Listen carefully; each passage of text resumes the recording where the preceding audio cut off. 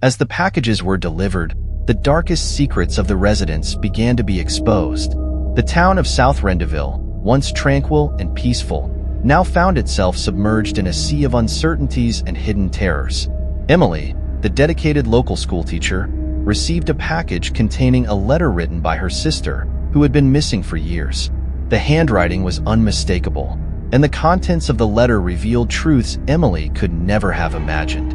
Her sister, whom everyone believed to have been a victim of an accident, described events that pointed to an orchestrated disappearance, raising suspicions about people Emily knew and trusted. Reading the letter brought to the surface a series of conflicting emotions: pain, longing, anger, and fear. Who could know so much about her dark past?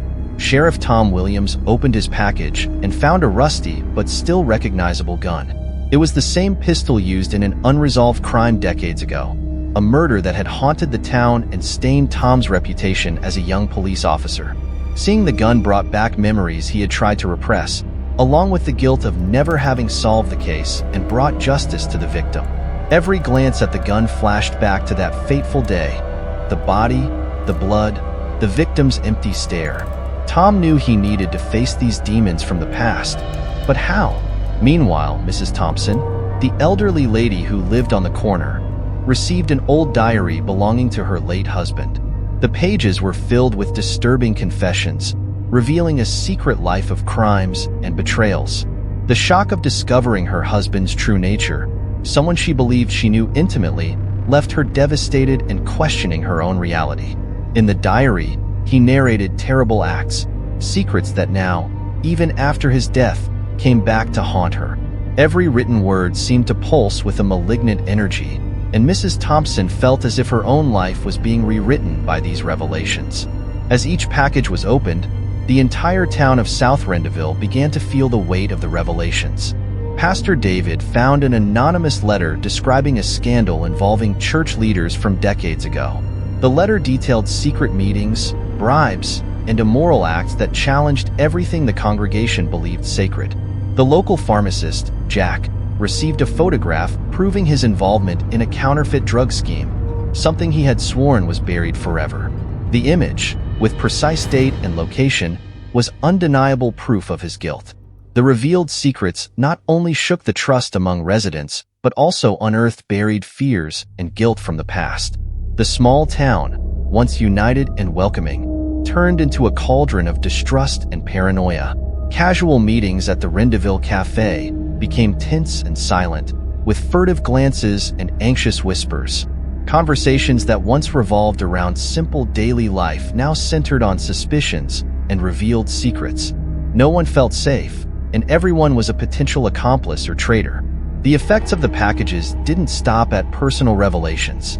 The children, sensing the heavy atmosphere, began having recurring nightmares, describing visions of a dark figure watching them from the shadows. The children's accounts were eerily consistent: a tall figure, cloaked in dark, gliding through the streets and peering into their windows at night.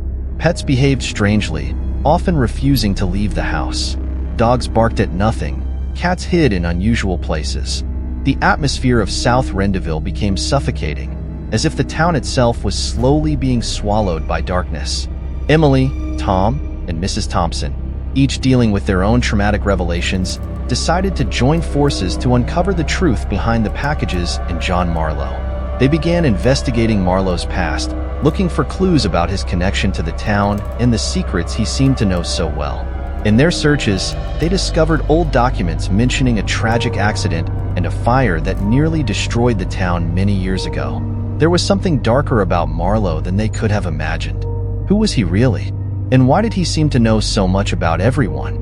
In a clandestine meeting at the old town hall, now impregnated with dark stories, they pieced together their discoveries.